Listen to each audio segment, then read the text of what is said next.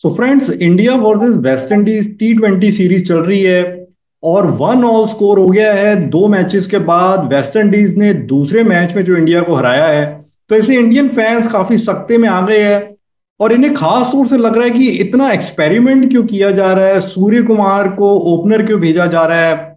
इसके अलावा आवेश खान से आखिरी ओवर क्यों फिकवाया जब भुवनेश्वर से का ओवर बचा था। तो इस तरह के एक्सपेरिमेंट्स की क्या जरूरत है। ओपनिंग का स्लॉट फिक्स क्यों नहीं किया जा रहा। पहले दीपक हुडा से भी ओपनिंग करवाई, संजू सैमसन से भी, ऋषभ पंत से भी, ईशान किशन से भी, और अब सूर्य कुमार यादव। तो फ्रेंड्स, मैं इसी के बारे में सोच रहा था और मैं आपको बताने वाला हूं कि क्या हिडन रीजन है जिसकी वजह से ये एक्सपेरिमेंट किया जा रहा है। तो आप में से कई लोग सोच रहे हैं, मैं जैसे सोशल मीडिया पे देख रहा हूं तो उनको लग रहा है कि कहीं Rahul Dravid ji and Rohit Sharma as captain, तो ये कहीं बेवकूफ तो नहीं है जो इस तरीके के एक्सपेरिमेंट्स कर रहे हैं। पर्पस क्या है, क्या पर्पस सॉल्व होगा। पर फ्रेंड्स, मैं आपको बताऊं ये बेवकूफ नहीं है, इसके पीछे लॉजिक है। और वो लॉजिक है कि ये जो है वर्ल्ड कप की तैयारी कर रही है। अब वर्ल्ड कप की तैयारी किस तरीके से, मुझे ध्यान है जब रोहित शर्मा कप्तान बने थे तो इन्होंने एक स्टेटमेंट दी थी एक इंटरव्यू में कि मैं अपनी कप्तानी में टीम को इस तरीके से तैयार करूंगा कि वर्ल्ड कप में कोई भी नॉकआउट स्टेज होती है या कोई भी इंपॉर्टेंट मैच होता है तो उसमें इंडिया को फेस करना पड़ा है पहले के वर्ल्ड कप्स में भी। और अभी जो T20 वर्ल्ड कप भी हुआ इसमें पाकिस्तान के खिलाफ ऐसे हुआ था कि शुरू में ही 2-3 विकेटें गिर जाती है। तो ऐसे में अगर मान लीजिए पहले 2 ओवर में ही 2 विकेटें गिर गई या 3 विकेटें गिर गई, तो जो मिडिल ऑर्डर के प्लेयर्स आ रहे हैं नंबर 4 या नंबर 5 के, तो इनको एक लंबी इनिंग्स भी खेलनी है और साथ में तेज भी खेलना है। और they are like openers only उस स्टेज पे, उनको नई बॉल भी फेस करनी है क्योंकि वो दूसरे ओवर में ही आ गए है। तो ये उस चीज की तैयारी की जा रही है, उस सिचुएशन की तैयारी की जा रही है। इसलिए जो मिडिल ऑर्डर के बैट्समैन है इनको ओपनर्स के तौर पे खिलाया जा रहा है।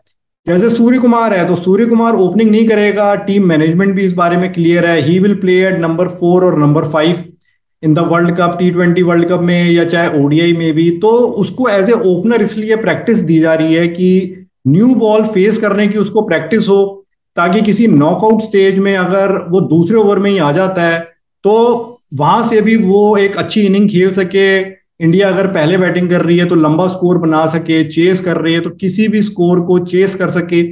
इसी सोच के चलते ऋषभ पंत को भी ओपनिंग कराई गई थी कि उसको भी एज ए ओपनर प्रैक्टिस दी जाए, और इसीलिए दीपक हुडा, संजू सैमसन, इनको भी ओपनिंग कराई गई। हाँ, ईशान किशन, मेरे ख्याल से ईशान किशन को एज ए मिडल ऑर्डर नहीं देख रही, he is like there third opener only. और यहाँ पे फ्रेंड्स, मैं सरप्राइज नहीं होऊंगा अगर किसी मैच में Indian team surprisingly Shreyas Iyer को भी ओपनिंग के लिए भेज दे, to give him more practice for the new ball.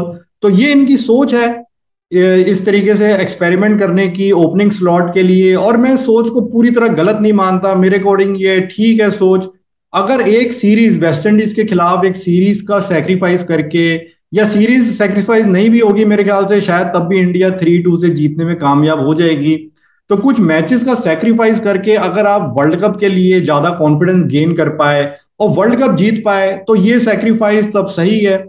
और इसी तरह जो आवेश खान को भी आखिरी ओवर दिया गया दूसरे T20 में, भुवनेश्वर का ओवर बचा था, तो इसमें भी कई फैंस काफी सरप्राइज है कि क्यों आवेश को ओवर दिया।